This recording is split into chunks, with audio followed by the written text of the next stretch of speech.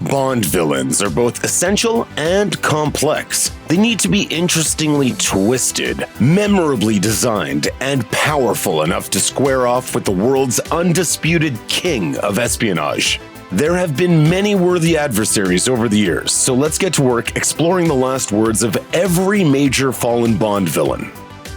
Julius No, played by Joseph Weisman, was the first Bond villain, debuting in 1962's Dr. No. This film established several trends for Bond villains, chief among them, the sinister secret lair. In No's case, he has an underground facility which boasts equipment capable of jamming American missile launches. His radio beam is powered by a nuclear reactor. At the climax of the film, Bond infiltrates his lair and destroys the equipment by overloading it. Referring to the reactor, Dr. No shouts his final words at his workers. 5, 4, 3. Bond and No wrestle on a small metal elevator as it descends into a vat of boiling liquid. Luckily, Bond gets the upper hand, and No melts into nothingness.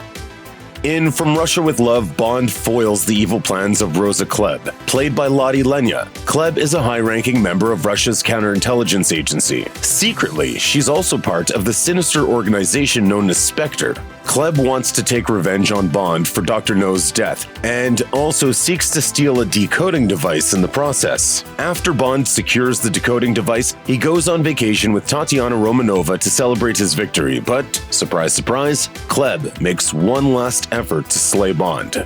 Klebb disguises herself as a maid at the hotel Bond is staying at. When Bond and Romanova order room service, it's delivered by a gun-wielding Klebb. Klebb orders Romanova to take the decoding device and delivers her final words, "Take this." Presumably, Klebb was going to follow her at gunpoint, but it never happens because a fight breaks out. While Bond and Klebb struggle, Romanova finds a gun and shoots Klebb dead. Auric Goldfinger, played by Gert Fruba, hails, obviously, from the film Goldfinger. His greed drives him to assemble a small militia and assault Fort Knox. Bond foils that plan, and Goldfinger goes home empty-handed. But he's still a little peeved at Bond. The White House invites Bond to eat with the president, so Bond hops on a plane, but the ever-clever Auric Goldfinger sneaks aboard as well, dressed as military personnel. Goldfinger reveals himself and points a gun at Bond. Initially, Bond is surprised, but he quickly comes up with a plan. Bond asks an innocent question about where Pussy Galore is, as though he's deeply concerned. Goldfinger answers, "She's where she ought to be, at the controls." At this, Bond surprises Goldfinger by tackling him. While struggling, the gun accidentally fires, shooting out an airplane window. Goldfinger gets sucked out, and that's the last we see the gold-obsessed villain. To be honest, these final words are pretty bland as far as Bond villains go. Emilio Largo, Thunderball's bad guy, is the Bond villain with the unforgettable eye patch. Largo plans to steal nuclear weapons and extort world governments by threatening to use them. The last major fight in the film is a high-speed boat chase. Largo is sailing away, firing at the authorities behind him. During the chaos, Bond subtly boards Largo's boat and ambushes his crew. When Bond finally reveals himself, Largo shouts at his henchmen. The henchmen do their thing. They swing, miss, and die. Finally, Bond and Largo face each other, but it isn't Bond who delivers the final blow. That honor goes to Domino, Largo's mistress, who shoots him in the back with a harpoon. Like so many Bond villains, Dr. Kananga, played by Yaphet Kotto, wants to kill Bond in an unnecessarily elaborate way in Live and Let Die. But Dr. Kananga is uniquely twisted, even among his adversary alumni. Dr. Kananga captures Bond and Solitaire in his underground lair, then ties them up to be lowered into a pool of sharks. But being the sadistic monster that he is, he wants it to happen slowly. Dr. Kananga's henchman, Whisper, is at the controls. After opening the gate to allow the sharks in, Whisper begins lowering Bond and Solitaire towards their toothy doom. That's when Dr. Kananga instructs Whisper. "Slowly, Whisper, slowly, slowly. Let our diners assemble." Little does Kananga know, Bond has a nifty gadget disguised as a wristwatch, which helps him escape. In the ensuing struggle, Bond shoves an explosive gas pellet into Kananga's mouth, resulting in one of the most over-the-top villain deaths in the franchise. It's amazing how much time there is between Francisco Scaramanga's final words and his death in The Man with the Golden Gun. Scaramanga, played by Christopher Lee, is a talented assassin who wishes to duel Bond to the death. In Scaramanga's mind, it's not about killing Bond, it's about defeating a worthy opponent. So, instead of killing Bond when he has the chance, Scaramanga arranges a duel on his island. Both men have their backs to each other with their signature guns in hand. Scaramanga with his golden pistol and Bond with his Walther PPK. Scaramanga's henchman serves as a referee of sorts and asks both duelers if they are ready, to which both reply, "Ready." Are you ready, Monsieur Bond? "Ready." The henchman counts down. The men take 20 paces. But when Bond turns and shoots, Scaramanga is gone. Bond and Scaramanga play cat and mouse throughout the island and then inside a maze of illusions. Scaramanga knows his way around and Bond does not. Still, Bond surprises Scaramanga and shoots him dead. Karl Stromberg, played by Kurt Jürgens, spends most of The Spy Who Loved Me's runtime trying to incite nuclear war, during which he will be under the sea in his Atlantis-like palace. He then plans to repopulate the world, but this time, civilization will happen entirely underwater. Bond sabotages Stromberg's plan, but is then tasked with rescuing his love interest Amasova from Stromberg's clutches. After infiltrating his underwater lair, Bond finds Stromberg sitting alone at a long dinner table. They exchange words as Bond slowly takes his seat, his gun pointed at Stromberg at all times. Little does Bond know that Stromberg has one last trick up his sleeve. A long gun underneath the table that points right at the seat where Bond is sitting. Bond tells him that his time is running out. Stromberg responds, "Yours too, Mr. Bond. Yours too. And faster than you think." Stromberg pulls the trigger, but Bond gets out of the way in time and shoots Stromberg to death. The rich and sophisticated Hugo Drax, played by Michael Lonsdale in Moonraker, is a businessman who builds spacecrafts. Secretly, however, he plans to start humanity over. Drax's scheme is to poison the entire Earth, then orbit the planet with a few selected humans he considers to be the, quote, master race. Once the gas settles, he'll repopulate Earth with his chosen few.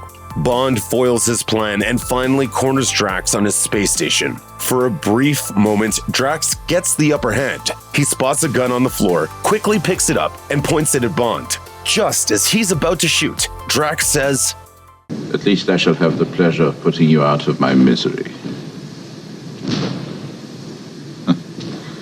Desolated, Mr. Bond.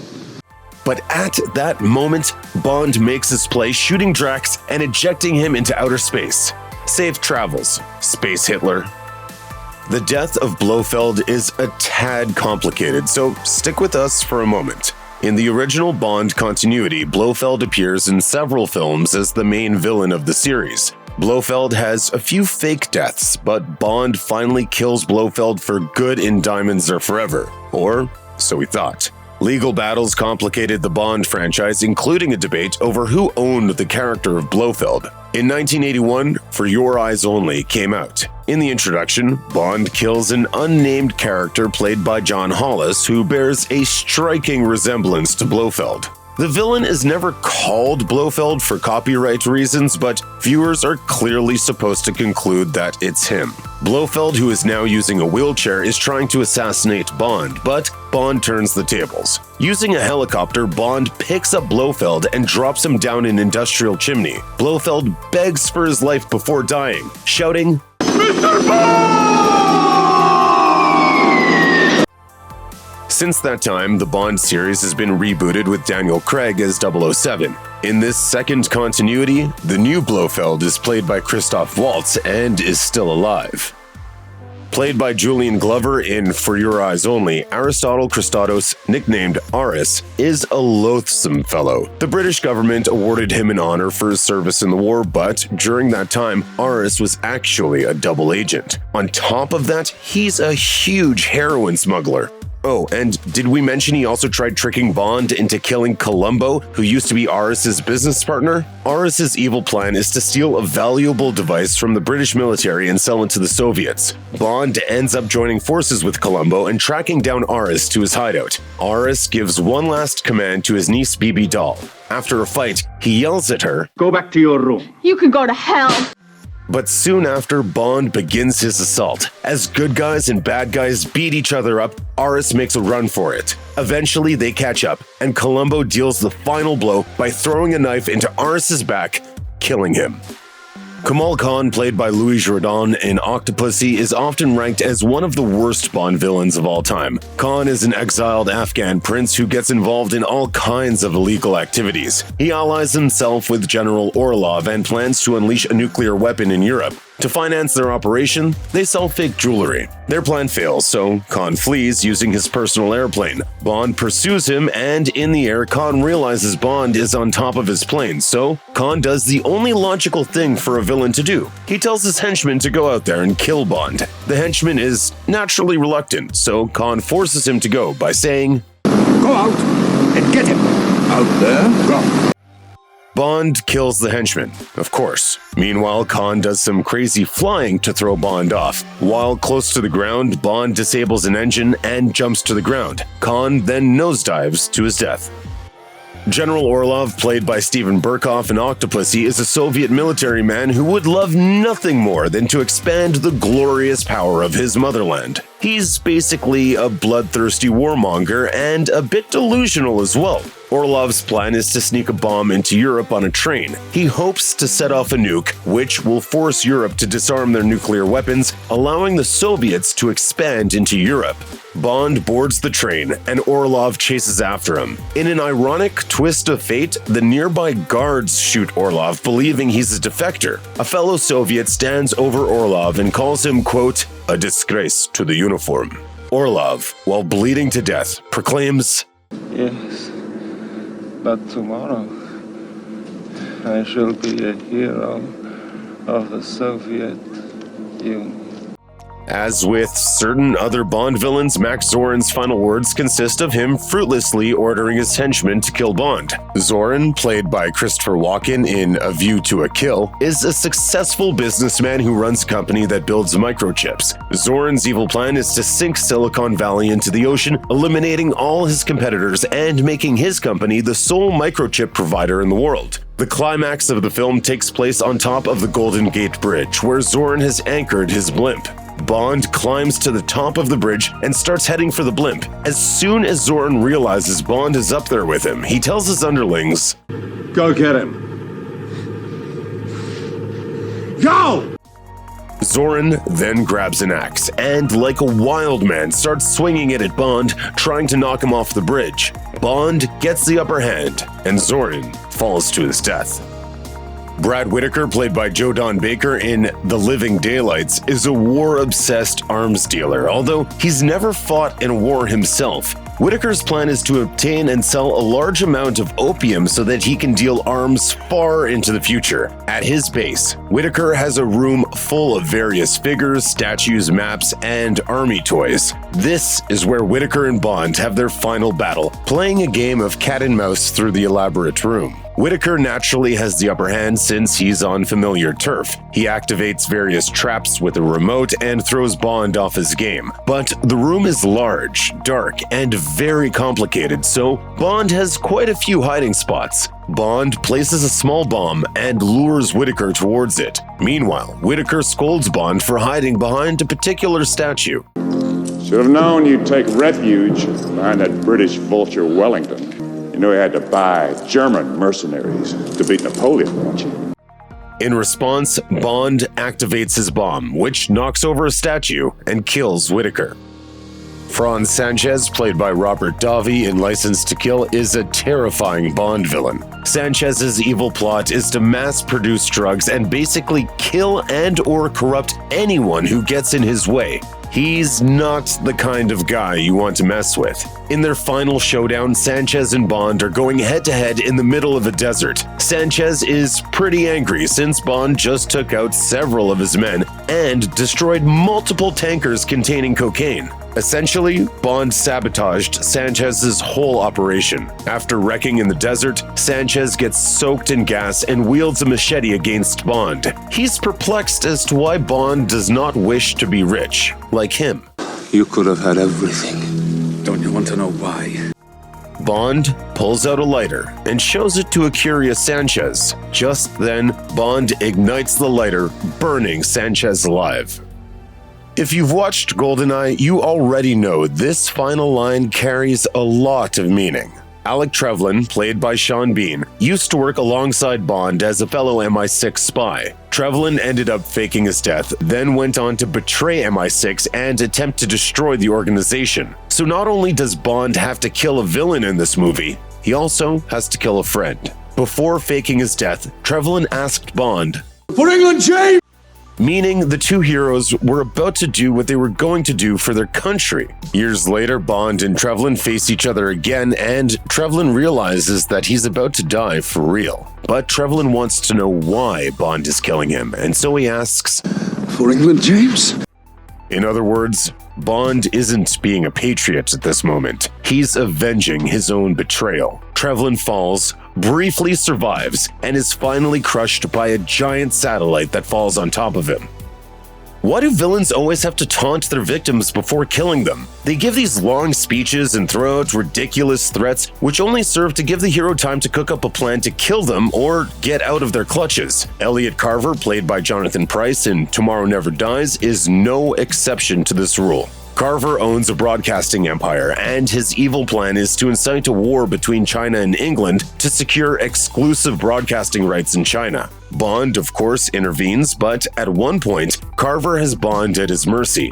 Naturally, Carver goes on to brag that his plan will prevail. He explains that he will successfully orchestrate a plan in which the British Navy will destroy a submarine, and that he will even be covering the event. He gleefully says, It's going to be a fantastic show. But while he's on his high horse, Bond secretly presses a button that sends a moving blade towards Carver. Carver hears the sound and turns around, but it's too late. Bond grabs Carver and shoves him into a gruesome death. Carver does scream as he dies. Victor Renard Zokis, played by Robert Carlyle, is one of two villains in The World Is Not Enough. Renard is helping his accomplice, Elektra King, in her quest to cause a nuclear meltdown in Istanbul using a submarine. Theirs is a long story containing many twists and turns. Originally, Renard kidnapped Elektra, but the two eventually became lovers and accomplices. Bond kills Elektra, then boards the submarine that Renard is using to carry out his evil plan. Renard is an especially tough villain to take down. He can't feel pain due to a bullet lodged in his head, but that doesn't mean Renard is immune to emotional pain. While fighting, Bond loses the advantage, and so he throws Renard off his game by telling him that Elektra is dead. Renard says, You're lying.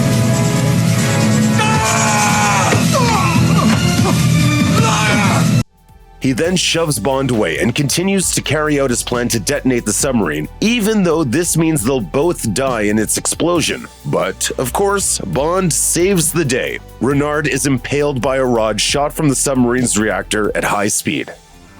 In addition to Renard, the other villain in The World Is Not Enough is Elektra King, played by Sophie Marceau. A seductive and devious businesswoman, King wants to cause a nuclear meltdown in Istanbul. The result would give her business a monopoly on crude oil. King plans to use her accomplice, Renard, to man the submarine that will detonate the explosion. Bond finds King alone and threatens to kill her if she continues with her plan. King is holding a walkie-talkie and is considering communicating with Renard, telling him to proceed with their plans. Bond explains that he will kill King if she tries to talk with Renard, but King isn't buying it. She playfully tells Bond, You wouldn't kill me. You'd miss me. Yes. Die! Bond immediately shoots her dead, then dishes out a punny, ice-cold retort. I never miss.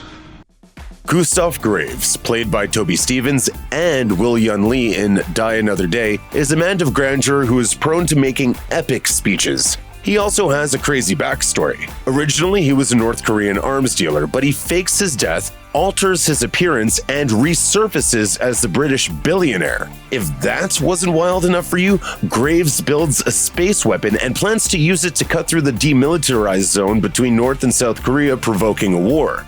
Bond sabotages Graves' plan, and the film culminates on a traveling aircraft where Graves and Bond duke it out. Graves gains the advantage and, like all classic villains, gives Bond a lecture before delivering the death blow. Full of self-importance, Graves tells Bond, You can't kill my dreams, but my dreams can kill you. Time to face destiny. At that moment, Bond quickly pulls the parachute cord attached to Graves, which sucks Graves out of the airplane and right into a turbine. Le Chiffre, played by Mads Mikkelsen in Casino Royale, is an absolutely awesome Bond villain. Le Chiffre has quite a business going for himself. He's a banker to terrorists. He puts their money into stocks, which are then manipulated by terrorist acts. Le Chiffre isn't perfect, however, and gets in over his head by losing a ton of money. With some very bad people out to kill him, Le Chiffre holds a high-stakes poker game to recoup his losses, but loses to Bond, which makes Le Chiffre even more desperate. He kidnaps and tortures Bond to get the poker winnings, but right in the middle of his torture session, a man named Mr. White walks in. Le Chiffre assumes the man is looking for money, so he says, Tell them I'll get the money. But Mr. White says he doesn't care about the money and just shoots Le Chiffre dead. Dominic Greene, played by Mathieu Amalric in Quantum of Solace, is a very successful businessman and a member of the secret organization known as Quantum. Greene's sinister plan is to collect freshwater sources, create an artificial drought, then profit from selling water. Specifically, Greene wants to take advantage of the Bolivian government. If Bolivia refuses to buy Greene's expensive water, he plans to deprive them of water entirely. Bond locates Greene's complex and single-handedly eliminates Greene's security detail. After capturing Greene, Bond interrogates him, but not so much about the water scheme. Bond is much more interested in the organization that Greene works for. After Bond extracts all the useful information he can out of Greene, he leaves him in the middle of a desert with a can of oil. Greene wants Bond to spare him, arguing, I told you what you wanted to know about Quantum. But Bond drives off anyway. It's later reported that Greene was shot by an assassin and apparently did try to drink the oil before dying. A fitting fate for a man who threatened to kill millions through dehydration. In Skyfall, Raoul Silva, played by Javier Bardem, is a cyber terrorist who's out for revenge on M. Previously, Silva worked for MI6, but the Chinese government found and tortured him. Silva blames M, so he's dedicated his life to ruining hers. The torture that Silva endured left him physically scarred and mentally deranged, but his skills as a spy remain. He uses his abilities to kidnap M and bring her to Bond's childhood home. There, Silva holds M close to himself and puts a gun in her hand. With his hand on top of hers, he points the gun to both of their heads, wanting her to kill both of them. Silva insists that M pull the trigger, saying, Only you can do it. Do it. At that moment, Bond intervenes, hurling a knife into Silva's back. He twists and turns, but finally falls dead. Check out one of our newest videos right here. Plus, even more Looper videos about your favorite movie villains are coming soon. Subscribe to our YouTube channel and hit the bell so you don't miss a single one.